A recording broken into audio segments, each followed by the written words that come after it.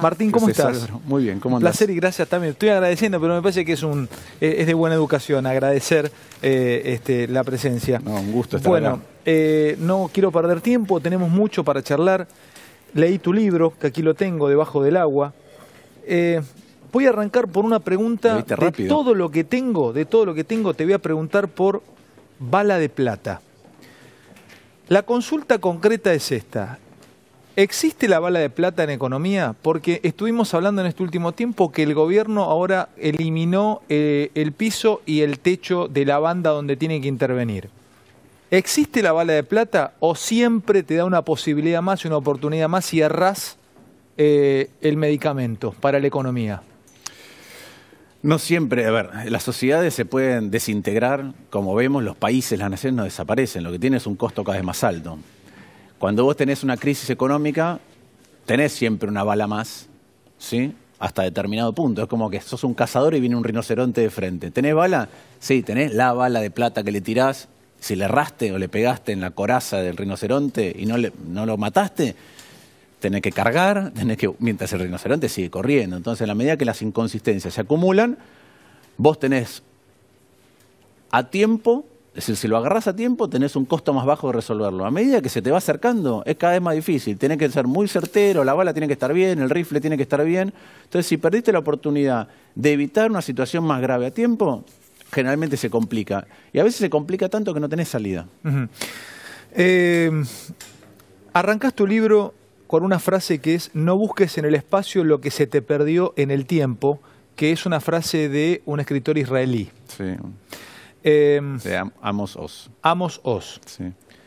¿Qué comprende espacio y qué comprende tiempo en Argentina? No busques en el espacio lo que se te perdió en el tiempo. Primero, podríamos preguntarte, ¿qué se perdió en Argentina? Y lo que se perdió en Argentina, ¿qué se perdió en el espacio y qué se perdió en el tiempo? ¿De dónde viene la frase? Amos Oz es un intelectual, era un intelectual y un escritor israelí, que en un momento lo que decía es: en el conflicto que tenemos entre palestinos e israelíes, hay algunas cosas, tenemos que encontrar una solución, tiene que haber la posibilidad de que coexistamos, pero cuidado, y él cuenta una anécdota, con tratar de recuperar algo que ya no existe. Entonces contaba un profesor palestino que vivía en París y le decía: yo quiero ir al pueblo, quiero que me devuelvan el pueblo donde mi papá se sentaba a la sombra de un olivar, miraba las cabras pasar y esa era su casa. Y él le dice: eso ya no existe. Cuidado con las cosas que ya no existen. Que uno añora y ya no existen, porque cuando las recuperas ya no son como antes. Entonces él dice: bueno, mira, tengo una mala noticia, aunque ese pueblo lo recuperes, ese pueblo ahora tiene edificios, no tiene olivares, no hay cabras. Entonces, ojo a dónde querés volver, porque a veces ya no existen más. Entonces, recuperar eso no lo tenés que buscar en el mismo momento en que estás viviendo, sino que dice: si vos querés recuperar eso, recuperar la memoria, escribir una novela, escribir una poesía, escribirle una canción. ¿Y dónde aplicas esto a la Argentina? Porque Argentina, que era una sociedad que más allá de los vaivenes que tuvo desde el punto de vista institucional, era una sociedad de clase media, que hasta los 60 crecía, que tenía un PBI por habitante igual o superior al de Portugal, al de España, al de Irlanda, al de Japón. Eso desapareció producto de medio siglo, 50 años de malas administraciones. Entonces, eso lleva tiempo recuperar. Quedó ahí, podemos rendir homenaje, pero va a llevar un tiempo si queremos reconstruirlo. No es que miramos para el costado y votamos a este y ya lo tenemos, o votamos a este y ya lo tenemos. Ya no hay magia. Y no lo busquemos en el lugar equivocado, porque no lo vamos a encontrar nunca. Contás una historia, y ahora ya te meto en lo político, porque quiero saber qué vas a hacer, dónde estás parado. Sos un hombre muy buscado, te he entrevistado muchas veces y hoy tenía realmente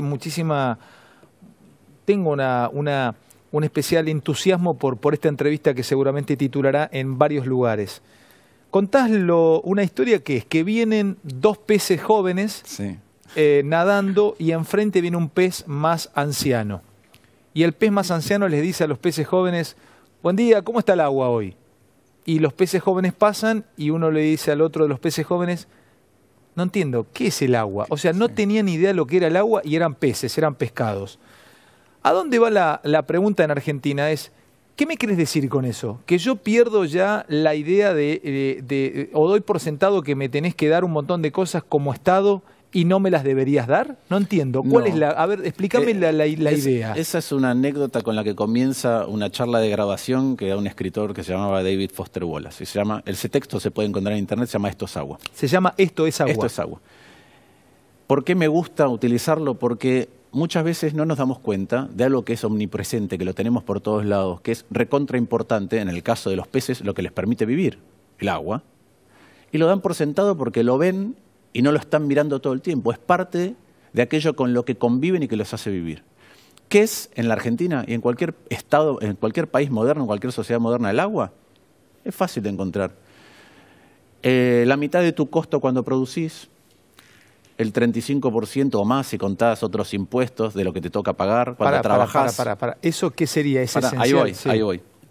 La salud pública, la educación pública, la seguridad, la justicia, la infraestructura, trenes, rutas, aeropuertos, la cultura con la que interactuamos, los espacios públicos, la plaza, la calle, el tránsito, nuestras leyes. ¿Qué es todo eso? Eso se llama Estado. Es tan grande, es tan omnipresente que no lo miramos. Y yo digo, en la degradación del Estado argentino desde los 60 para acá, que era el mejor Estado de Latinoamérica, que te daba salud, seguridad, educación, infraestructura, 40 y pico mil de kilómetros de vías, esos edificios que a veces vemos, vos ves los edificios donde se alojan las escuelas viejas. No está eso, ya no está más, ese Estado no está. Entonces no nos damos cuenta que lo que perdimos es el Estado.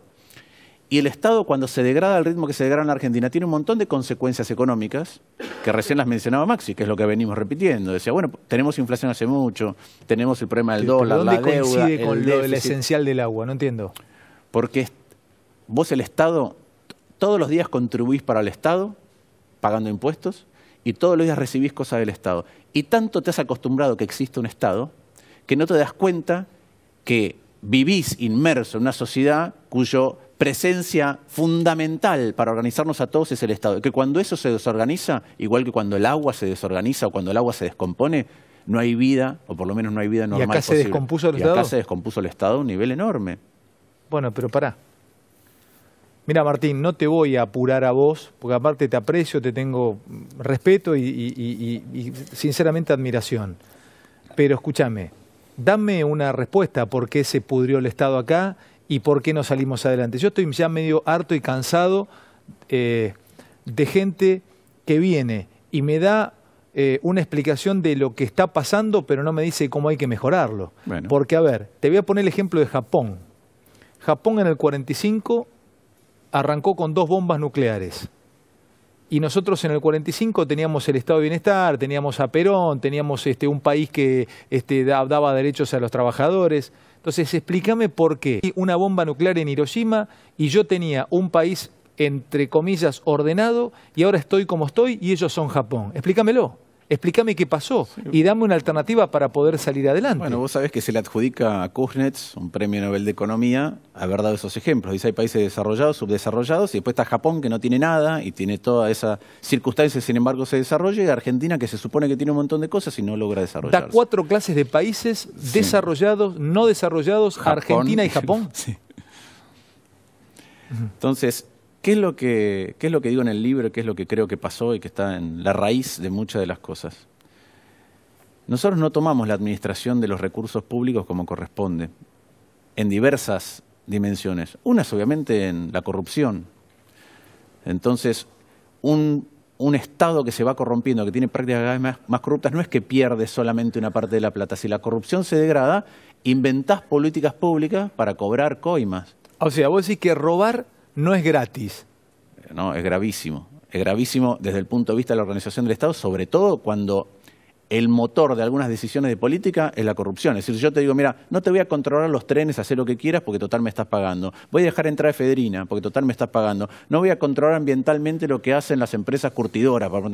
Bueno, eso tiene un costo enorme, más allá de la coima, de la pérdida de recursos. Tiene un costo gigantesco en cómo se estructura el Estado. ¿Qué pasa cuando yo como sociedad o como integrante de esta sociedad, ahí también en tu libro aparece una referencia a un abogado de apellido Jorge, que da la explicación de una persona. A ver, la sociedad se divide más o menos así en estas proporciones. Encontrás una valija con 10 millones de dólares. Sí. Se la das a un tipo en el medio del desierto. Una valija con 10 millones de dólares, ese tipo solo en el medio del desierto Un 10% de la sociedad busca al dueño en el medio del desierto para devolvérsela. Otro 10% recibe esa valija en una oficina llena de cámaras, hipercontrolada, con prefectura, policía, PSA, y busca la vuelta de chorearse la valija con 10 millones de dólares. Y hay un 80% de la sociedad en la cual estamos seguramente, yo estoy. Todos, el 80%. Bueno, vos también estás. ¿Qué actitud tendría si le dan una valija con 10 millones de dólares? Lo que dice Guillermo es que cuando se mira los estudios de economía del comportamiento, hay algunos que dicen el desierto, encuentra la valija y va a pasarse la vida entera tratando de buscarlo. Otro va a pasar la vida entera tratando de robarla, a pesar de que esté todo con cámaras. Y el resto depende de las circunstancias. ¿Depende de las circunstancias? Si no te miran y no hay nadie, pasás el semáforo en rojo.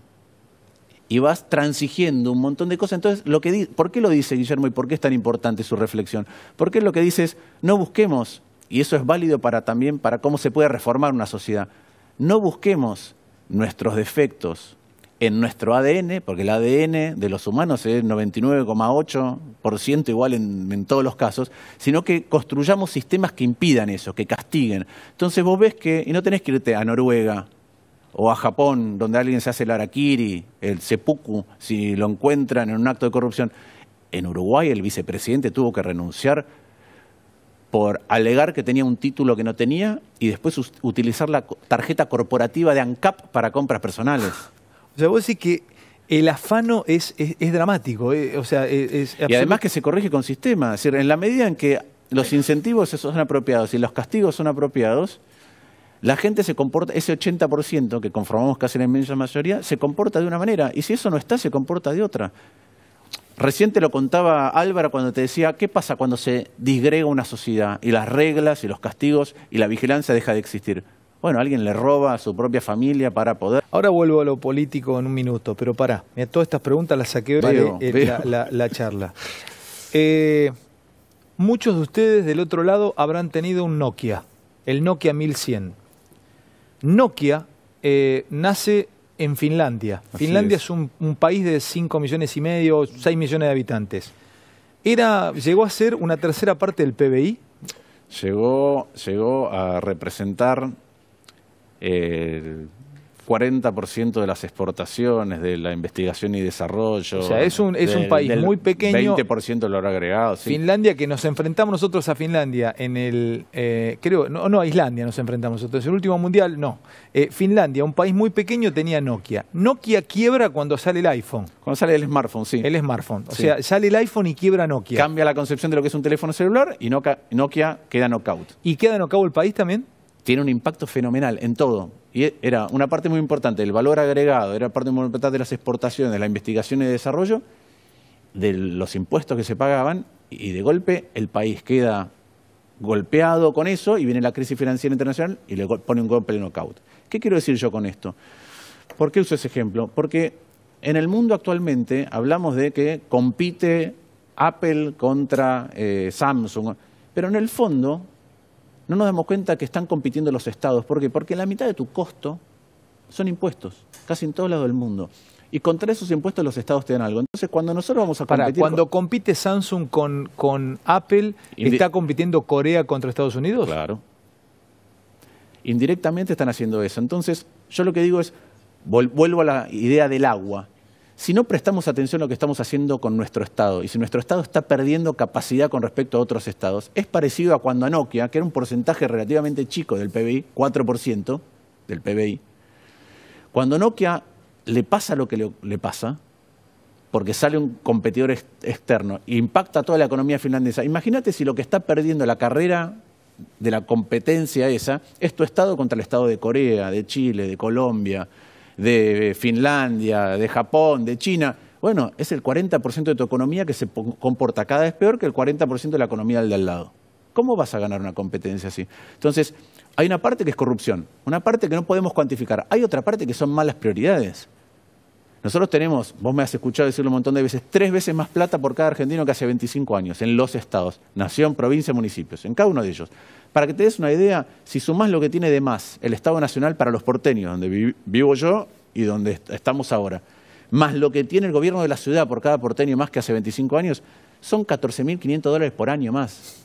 $1.200 más por mes por cada una de las familias de la Ciudad de Buenos Aires. $1.200 al tipo de cambio son 50.000 pesos, un poco más, 60.000 pesos por cada uno, un poquito más todavía, por mes. ¿A vos te lo dan? No. Bueno, entonces esa es la carrera de competencia que están perdiendo nuestros estados con respecto a otros estados. ¿Eso es solamente corrupción? Claro que no, son malas prioridades también. Y yo digo en el libro, la corrupción es el grado penal, porque es una figura penal, tanto para el que soborna como para el que le recibe el soborno, es el grado penal de la mala prioridad. Porque cuando vos gastás plata en cosas que no deberías gastar y no le llega a la gente que la necesita, eso también no es penal, pero es inmoral. No es penal, pero es inmoral. Porque entonces si vos gastás, yo doy ejemplos, siempre doy ejemplos de la Ciudad de Buenos Aires porque es donde transito. Cuando vos te gastás 4 millones de pesos por día en publicidad, en lugar de tener un tomógrafo cada 5 días en un hospital, a mí me parece inmoral. Cuando vos te gastás en los Juegos Olímpicos 8.000 millones de pesos, yo te digo, ¿no estarían mejor en salud y en educación? Es inmoral. Es inmoral. Ahí te aprovecho, Martín. A ver, yo te entrevisto hace muchos años y yo podría estar hablando y desplegás un nivel intelectual, un nivel de conocimiento, viajaste por el mundo, estudiaste afuera, te formaste, te conectás. Y claro, uno piensa, pero ¿cómo no aparece un tipo así dando una mano a la Argentina? Y muchos de los que te están viendo del otro lado te podrían decir, yo a este pibe le doy una oportunidad. Te quiero aprovechar y hacerte 2 preguntas o 3 de política. Barrio Nuevo dice en las últimas horas, el Lustó está cerrado, es el candidato de La Baña en Capital. Yo no sé si es una forma de bajarte el precio o realmente se lo dijiste o se lo comentaste a esto. O sea, y hablas de Capital, te gusta esta ciudad, estuviste cerquita de vencerlo a Larreta en la elección anterior. Solo creo que con Lani, que es un amigo y es un tipo que sabe muchísimo de esto, pero solito, era una pelea casi desigual, con muchísimo menos recursos, estuviste a punto de ganarle, lo pusiste en aprietos de verdad. ¿Qué pasa ahora? O sea, ¿arreglaste eso vos o Barrio Nuevo te interpretas, es tu exégeta o lo hace para ensuciar la cancha? No. Vos sabés que Barrio Nuevo es un provocador inteligente y con mucha experiencia. Entonces yo creo que lo dice para mover al avispero. Pero yo ya lo he dicho varias veces, durante este tiempo que no está dando notas, ya me han puesto como que me han ofrecido un cargo, otro, que tengo cerrado esto y tengo cerrado lo otro. La verdad que es todo ridículo. Yo me pasé mucho tiempo trabajando con un equipo y para poder publicar un libro que tiene un diagnóstico. Y el diagnóstico básicamente lo que dice es, cuidado porque los problemas de Argentina no son ni de Cambiemos, ni de Cristina, tenemos problemas estructurales hace mucho tiempo. Ergo, tenemos que diagnosticarlos bien y tenemos que tener coaliciones lo suficientemente grandes como para poder abordar lo que hay que hacer. No basta una persona que tenga bien el diagnóstico, escuchame, hay Martín, que discutir. Pero lo digo por esto, porque yo no voy a estar en ningún lugar que no comparta este diagnóstico de que tenemos que ser muchos más, de que la coalición para gobernar y transformar a Argentina tiene que ser más grande. Te súper sigo en eso y estoy de acuerdo con vos. Yo creo que Argentina sale en una unión, en una coalición, en una unión. Va de la mano esto con una paso abierta, una paso compartida, porque ahí también La Baña dice, yo no voy a ninguna paso, yo voy solo, no tengo que pasar, no me van a aprobar. ¿Vos estás de acuerdo con eso o creés que debería haber paso? No, yo creo que debería haber una coalición más grande, lo escribí, que supere a Cambiemos y que tenga mucha más gente adentro, el socialismo, Margarita, La Baña, al parte del peronismo, al radicalismo que está disconforme. Y creo que uno no puede decir, estoy por encima y tenemos que hacer un gran acuerdo y un gran espacio colectivo, pero tengo que ser yo. Claro, porque es antidemocrático. Es contradictorio con lo que se propone como camino. Y lo que decís vos también es contradictorio con lo que venís diciendo vos. Vos estás abierto a las pasos, estás abierto a probarte y a jugar en eso. Yo creo que Ahora, me dejás helado, porque yo pensé que hace tiempo que no hablábamos y no dabas una nota, yo ya te veía en la fórmula, te había puesto acá a dividir la pantalla en la fórmula con Macri, entonces no está cerrado eso, no sos el vice de Macri. No, pero yo ni siquiera estoy en Cambiemos. En Cambiemos, cuando nosotros hemos pedido primaria para mostrar estos matices, para mostrar que había diferencias en el diagnóstico sobre cómo encarar los problemas, a nosotros nunca nos quisieron adentro. Claro. No nos dejaron en el 2015 competir así, no nos dejaron en el 2017 y rompieron lo que había construido nacionalmente en la ciudad, igual que hicieron ahora en Córdoba. Entonces yo tengo otro diagnóstico. Ahora, a mí te juro que me asombra un poco. Nosotros, todos los argentinos en general, o una enorme mayoría, los que no caen en la grieta, los que están preocupados, dicen, júntense, hablen. Conózcanse. Conózcanse. Los periodistas dicen lo mismo. En el momento en que nos sentamos a hablar, lo primero que dicen es, están acordando algo y ahora sale una forma. No, estamos sentándonos para ver en qué medida, en la inteligencia más colectiva, compartida, le podemos encontrar la vuelta a ciertos problemas. Por eso yo me junto con la mayor cantidad de gente posible que puedo. Y eso no quiere decir arreglar nada, no quiere decir arreglar un cargo. No quiere decir... Y además pasa otra cosa. Suponete cuando vos tenés un invitado y no te gusta lo que dice, ¿vos te vas convencido de lo que dijo el invitado? No, porque tenés tu opinión. Entonces, lo bueno de las ideas, cuando uno las comparte, es que no son contagiosas y son malas. Ahora, ¿qué jugador sos en el mercado de pases? ¿Qué jugador sos, Claro, sí, te lo corre por cuenta mía. Sos ese jugador, viste, que pero está libre y... Yo te agradezco porque lo entiendo como un eje, pero esto no es compra y venta de jugadores porque no son... Es distinto el fútbol y menos el fútbol profesional que lo que estamos haciendo, que es representar ideas. Te hace una pregunta que está en tu libro, es Debajo del agua. Martín propone en este libro, vendo Charlie, es una inmersión en los problemas argentinos y sus soluciones. Él hace años que viene planteando de la estructura de Argentina, no lo dice ahora, no, hace tiempo que piensa así, tiene una mirada superadora, Lustó. Se sienta acá, lo explica y lo dice, habla de una Argentina que va más allá. Otra frase tremenda del libro: no hay nada peor que creerte rico. No hay nada peor que creerse rico. Me lo voy a explicar ahora después. Quédate porque lo va a definir de manera seguramente simple, como explica las cosas Lustó. Después te voy a preguntar de las fórmulas de extranjeras si funcionarían acá. Desde un libro que impactó en la antropología en la década de la década del 40, del 50, en la década del 40 creo que era El crisantemo y la espada. Una forma de entender la sociedad japonesa y tiene que ver con si se puede aplicar una fórmula holandesa o canadiense en Argentina. Ya te diría, no, somos así, somos argentinos, tenemos que echar la culpa a nosotros, pues somos así. Pero ahora me lo respondés. Una pregunta al Ovar, para después el corte. ¿Cómo sigue esto? ¿Cómo sigue Argentina? ¿Me respondés lo de que no hay nada peor que quererse rico? ¿Cómo sigue Argentina? Bancame, dale, que estamos recién tomando temperatura. Dale, vamos. Porque sigo aprovechándote. Este es el libro, Debajo del agua, de Lustó. Le agradezco, me lo dedica especialmente Martín, sabe de mi admiración para él.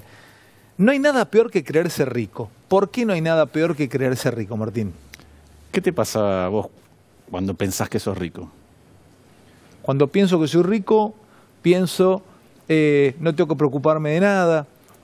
Si mañana América me echa el laburo, tengo guita para vivir. Mis viejos no les va a pasar nada porque tengo guita para lo que necesiten. ¿Te seguís esforzando como antes? ¿Te seguís esforzando? No preparo. Las notas no las preparo como antes. ¿Gastás bien la guita que tenés o decís, no, total me sobra? Me sobra, si soy rico. Bueno. Y además, si en algún momento decís, che, quiero otra cosa, quiero comprarme un auto carísimo y una casa más grande, te endeudás. Pero Martín, ¿cómo no me lo voy a comprar si soy rico? Por eso, y te endeudás. ¿Y qué hace un país y una sociedad cuando se cree que es rica? Primero, lo mismo que haría yo. Primero cree que en lugar del trabajo y del esfuerzo se merece una riqueza que no tiene. Segundo, tiende a endeudarse, pues dice, total lo puedo pagar, y sobreestima su capacidad de repago de las deudas. Después vienen los default recurrentes que tiene Argentina. Además de eso... Pero si yo no pago mis deudas, me meten en cana. A un país no lo meten en cana. A un país no lo meten en cana. Pero tenés un costo más alto. ¿Y qué otra cosa pasa? Pasa que si en algún momento te va mal, decís, no, pero yo era rico, quiero volver a la riqueza. Eso es lo que le pasa a la Argentina. La Argentina cree que fue rica.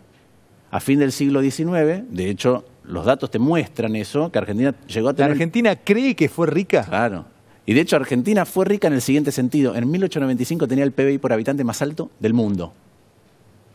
¿Sí? Pero es un poco como es Qatar hoy. ¿Qatar es rico? Bueno, sí, tiene un montón de petróleo, tiene recursos fósiles. ¿Pero es rico? Pero es rico. Y el día que se acabe eso... Argentina en ese momento éramos muy pocos habitantes, 4 millones de habitantes, con una frontera productiva que lo único que hacíamos era conquistar tierra y producir más. Pero tengo litio hoy. Sí, ese es otro error. Pensar que entonces nuestros problemas se van a resolver por magia porque somos ricos, porque la naturaleza nos bendijo y nos dio litio y vaca muerta. Cuando vos ves, el Banco Mundial hace una tabla, un cálculo de riqueza natural por habitante. Argentina no es rica. No es más rica que Uruguay. No es más rica que Colombia. Y nosotros seguimos con la cantina, no, si somos ricos. Y entonces, en lugar de decir nos va a costar mucho, vos mencionabas Japón, nos va a costar mucho esfuerzo recuperar lo que perdimos por mala administración. Hay otros que dicen, no, ahora cuando explotemos bien lo que tenemos, porque los argentinos somos más inteligentes que los demás, somos más educados que los demás, tenemos más recursos naturales. Respondémela rápida. ¿Tenemos para pagarle lo que le pedimos al fondo? ¿El que venga o el que siga? Sí, tenemos, si hacemos las cosas bien, la posibilidad eventual de volver a acceder al mercado. Vos mencionabas otros países. Ahora que se dice... No tengo tiempo. ¿Tenemos defaultear? No, cero. No tenemos ninguna posibilidad. Si Argentina hace las cosas mal y se endeuda una tasa más cara que lo que es Argentina, va a terminar mal. Si la Argentina se da cuenta de dónde está, lo va a resolver. Pero tenemos una deuda PBI muy alta. Otra vez tenemos deuda comparado con el tamaño de la economía, 90%. Por Dios, qué noche, Martín, ¿eh? Corte y ya venimos. Bueno, ¿salimos de esta? ¿Salimos bien de esta crisis? No veo que todavía estemos saliendo y vamos a salir bien si somos conscientes de lo que hace falta para salir, que es una coalición más grande que vuelva a restaurar la confianza de los argentinos en Argentina y la confianza del resto del mundo. Si no nos abrimos más... Última y volea. No. ¿Vas como candidato a presidente o no? No. No. ¿Vice? No, si no hay una cosa más grande que justifique. Hay un diagnóstico y hay que llevarlo adelante. Bien. Si no tenemos la capacidad de llevarlo adelante, no. Gracias, Martín, querido. Muy amable, en serio. Gracias por venir.